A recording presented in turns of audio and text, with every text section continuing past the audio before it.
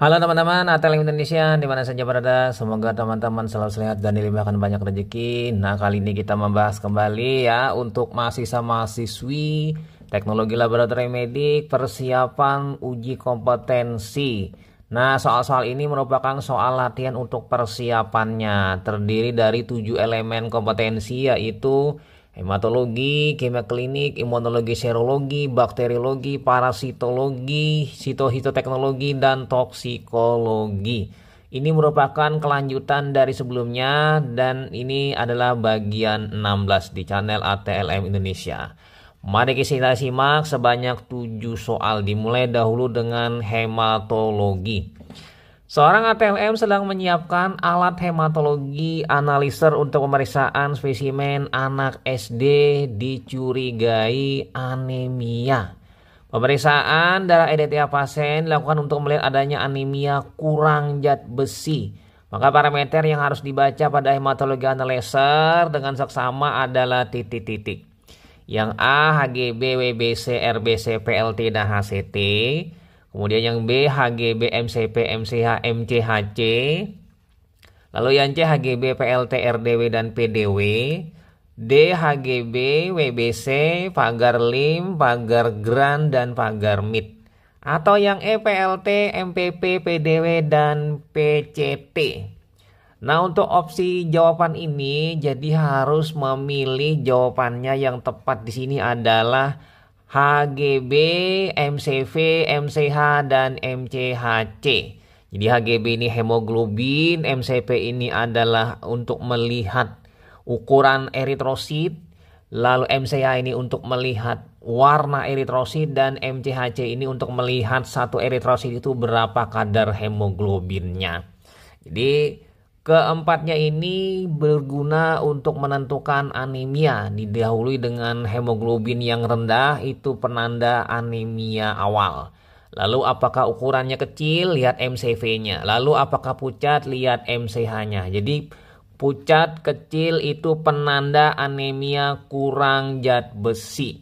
Jadi jelas di sini ya. Manfaatnya untuk pengukuran anemia kurang zat besi dengan melihat 4 parameter ini. Biasanya keempat-empatnya lebih aku di bawah dari nilai rujukan atau nilai normal. Nah, kita untuk melihat jauh lebih jelas, kita lihat pada hasil hematologi analyzer berikut ini. Contohnya adalah hemoglobin 9,1, MCP 77,2 femtoliter, itu low ya. Low kedua-duanya, kemudian MCH 24,7 pikogram, low juga MCHC-nya masih dalam batas normal. Ini dapat disimpulkan kasus ini adalah anemia kurang zat besi. Kita lanjut lagi ya, nomor selanjutnya nomor 2, kimia klinik. Seorang ATLM melakukan analisis transudat eksudat secara kimia dengan potometer. Spesimen diukur kadar glukosa, LDH, dan protein. Nah, pemeriksaan LDH pada cairan transfer eksudat pada kasus cairan pleura yaitu pasien IGD dengan efisien pleura. Jadi ada radang pneumonia. Jadi di sini gunanya untuk titik-titik. Yang A menilai luasnya kerusakan jaringan, yang B menentukan arah transudat, yang C menentukan arah eksudat. Lalu yang D menentukan adanya infeksi bakteri, atau yang E menunjang diagnosis adanya efisien pleura. Nah, opsi jawaban ini teman-teman harus ya memilih guna LDH adalah untuk menilai luasnya kerusakan jaringan yang diakibatkan oleh infeksi pada radang pneumonia tadi. Jadi pastinya LDH-nya meningkat misalnya di atas rata-rata 1000 ya, U/L itu sudah bukti bahwa kerusakan yang terjadi pada paru itu cukup berat dan luas. Lanjut kita pindah ke soal nomor 3, imunologi serologi. Seorang ATLM bekerja di laboratorium melakukan pengambilan spesimen pasien dicurigai HIV. Tingkat keparahan penyakit HIV/AIDS dapat dilihat berdasarkan uji laboratorium yaitu titik-titik yang menurun. Jadi setelah pengambilan spesimen dilakukan pengujian. Nah, parameter apa yang cocok untuk melihat penurunan atau keparahan dari HIV? Yang A kadar hemoglobin, kemudian yang B CD4, lalu yang C hitung trombosit, lalu yang D kadar urea, atau yang E kadar interleukin. Jadi interleukin, hemoglobin, CD4, trombosit, urea, apakah ini yang mana yang kira-kira yang menjadi pilihan?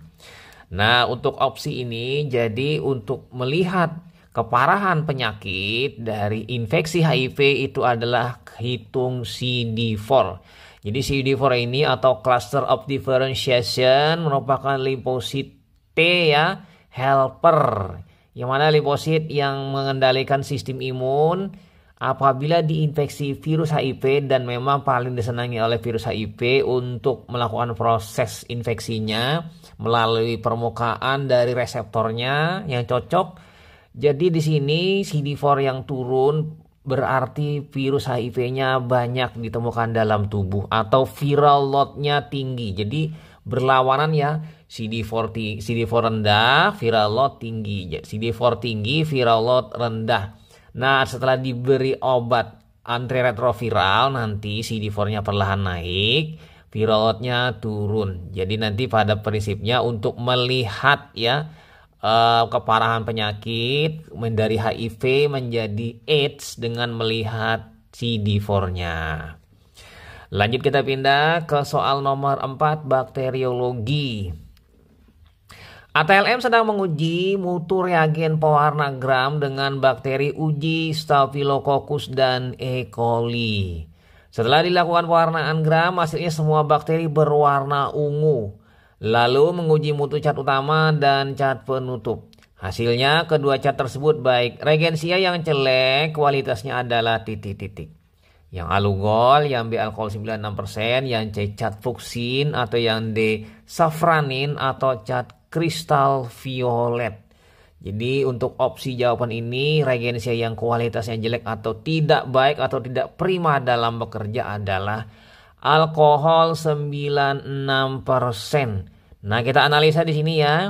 Jadi di sini kenapa warnanya di sini tidak ada perubahan, semuanya bakterinya berwarna ungu. Jadi di sini tidak mampu alkohol melunturkan zat warna ungu. Seharusnya gram negatif itu dengan alkohol larut lalu mengambil zat warna kedua karena alkoholnya lemah sehingga tidak larut.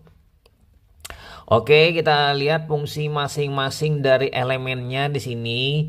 Lugol itu sebagai mordan. Mordan ini adalah memperkuat ikatan zat warna pertama, misalnya kristal violet plus iodium atau iodin, maka membentuk kompleks kristal violet iodin. Jadi katanya ini memperkuat posisi zat warna di dalam bakteri ya. Nah, yang kedua di sini alkohol 96 ini sebagai peluntur zat utama. Jadi kristal violet atau gentian violet ini dilarutkan oleh alkohol dengan cara dia melarutkan dinding permukaan dari gram negatif yang banyak mengandung lemak sehingga keluarlah juga zat warna. Lalu yang selanjutnya adalah fuksin, ini cat pelengkap atau zat warna kontras atau contrastent. Demikian juga dengan safranin juga sebagai zat tambahan kontras. Dia berwarna merah ya. Nah, cat kristal violet inilah cat utama menentukan sifat gram awal dan menentukan itu gram positif atau bukan. Untuk lebih jelasnya kita bisa melihat berikut ini perbedaan dari gram negatif dan gram positif. Jadi nanti bakteri diberi kristal violet, kemudian diberi lugol, maka lebih kuat ikatannya. Tapi bila melepaskan zat warna kristal violet, maka akan menjadi gram negatif yang berwarna merah. Tapi bila tidak melepaskan, maka akan menjadi gram positif yang berwarna ungu. Jadi keduanya dibedakan berdasarkan gram negatif dan gram positif. Dan kedua zat warna ini bersifat kontras sehingga warnanya sangat berbeda. Dalam identifikasi sangat mudah membedakan keduanya. Nah, lanjut kita pindah ke nomor 5, parasitologi. Pemeriksaan feses anak SDN dengan diare ringan didapatkan di lapangan pandang mikroskop. Telur berbentuk lonjong seperti huruf D, asimetris, berembrio, lapisan dinding tipis berlapis lemak. Didapatkan pada anak SDN yang sedang menggaruk pada malam hari. Ya, setelah ditanya dia sering menggaruk-garuk malam hari. Maka disimpulkan yang A. Enterobius vermicularis, yang B. Ascaris lumbricoides, yang C. Necator americanus, kemudian D. Taenia solium, atau yang E. Fasciolopsis buski. Jadi untuk jawabannya nomor 5 ini dalam parasitologi adalah Enterobius vermicularis. Nah, kita spill gambarnya untuk telur cacingnya. Telur cacingnya ini lonjong seperti huruf D, asimetris, ada yang bagian ratanya, ada bagian yang menonjolnya. Dan di dalamnya itu ada embrio, biasanya sudah berembrio yang sudah menetas ya. Kemudian lagi dia dilapisi lapisan tipis tapi lapisannya lemak sehingga tidak mudah dirusak pada kondisi lingkungan. Nah, kita tahu ya Enterobius vermicularis ini setelah kopulasi dengan jantan si betina tadi, matilah si jantan. Nah, si betina tadi dengan telurnya yang sudah fertil, dia bergerak pada malam hari, keluar menuju verinal perineum ya, di bagian rektum, lalu ekornya yang runcing tadi menusuk-nusuk kulit sehingga terasa gatal. Nah, terasa gatal ini dia sambil mengeluarkan telur. Telur tadi diletakkannya di area lubang pantat. Lalu menggaruk-garuklah si anak. Nah, bila tidak mencuci tangan, maka akan terjadi infeksi kembali, termakan telurnya masuk ke dalam pencernaan. Nah, seperti itu ya, demikian siklusnya berlanjut sehingga terjadi reinfeksi. Nah, kita lanjut ya, nomor selanjutnya nomor 6, sitohistoteknologi. Berikut ini yang terkait dengan mikrotom adalah kecuali. Yang A, alat yang digunakan untuk memotong jaringan sehingga didapatkan lapisan tipis mikroskopis. Kemudian yang B, memotong jaringan dengan mikrotom menggunakan pisau khusus vertikal. Lalu yang C, dengan mikrotom didapatkan pita jaringan dengan ketebalan tertentu. Kemudian yang D, mikrotom dibagi atas manual, semi otomatis dan otomatis. Atau yang E, pisau tumpul akan menghasilkan potongan halus dengan ketebalan 2-4 mikrometer. Jadi dari pernyataan ini, yang 5 ini yang kecuali adalah yang E. Jadi pisau tumpul akan menghasilkan potongan halus dengan ketebalan 2-4 mikrometer. Nah, jadi di sini mikrotom ini adalah alat yang digunakan untuk mengiris jaringan ya, untuk didapatkan jaringan yang tipis tadi sehingga bisa dilihat dan identifikasi secara mikroskopik ya di lensa objektif mikroskop setelah dilakukan processing tisu dan dilakukan pewarnaan, kemudian dilem ya dengan penutup entelan nanti pakai covernya. Lalu diperiksa, maka di sini pastinya akan didapatkan morfologi sel yang jelas. Nah, pastinya dengan pertolongan mikrotom maka akan lebih mudah. Tapi mikrotom ini dia memiliki jenis-jenis macam-macam ya. Ada yang mikrotomnya memang manual, yang awal-awal atau yang memang yang murah. Nanti ada yang semi otomatis, nanti ada yang memang otomatis. Dan mikrotom ini digunakan juga dalam kondisi potong beku dingin atau dalam kondisi biasa. Nah, yang paling peranan utama di mikrotom ini adalah pisaunya ya. Pisaunya ini cukup mahal. Ya, mungkin kurang lebih sekitar 6 jutaan sampai dengan 10 jutaan tergantung merek atau spesifikasinya. Nah, lanjut lagi kita pindah ke toksikologi sebagai penutup soalnya.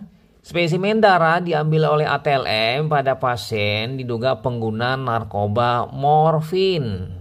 Uji pendahuluan sampel darah yang diduga mengandung narkotika jenis morfin ternyata hasilnya positif. Uji lanjut yang dapat dilakukan untuk memastikan jenis narkoba tersebut adalah titik-titik. Di sini pastinya yang A, kromatografi gas, kemudian yang B kromatografi lapis tipis, yang C kromatografi kertas, kemudian yang kromatografi cair kinerja tinggi HPLC, atau yang E kromatografi kolom. Nah, jadi ini kalau kita melihat ringkasannya, kasusnya ini orang diduga narkoba pengguna morfin. Diambil darah, kemudian diuji dulu positif negatif. Setelah positif, dipastikan dengan uji konfirmasi menggunakan metode apa. Nah, untuk jawabannya sini teman-teman harus memilih kromatografi gas atau GC. Jadi kromatografi gas digunakan untuk memilah atau menguji konfirmasi terhadap sediaan yang berasal dari misalnya salah satunya adalah narkoba. Jadi konfirmasi dengan kromatografi gas. Nah, setelah nomor 7 ini berakhir sudah pertemuan kita, pembahasan untuk soal-soal persiapan UKOM bagi mahasiswa-mahasiswi teknologi laboratorium medik. Semoga bermanfaat. Sampai jumpa di video-video selanjutnya. Saya Ahmad Le pamit. Bye.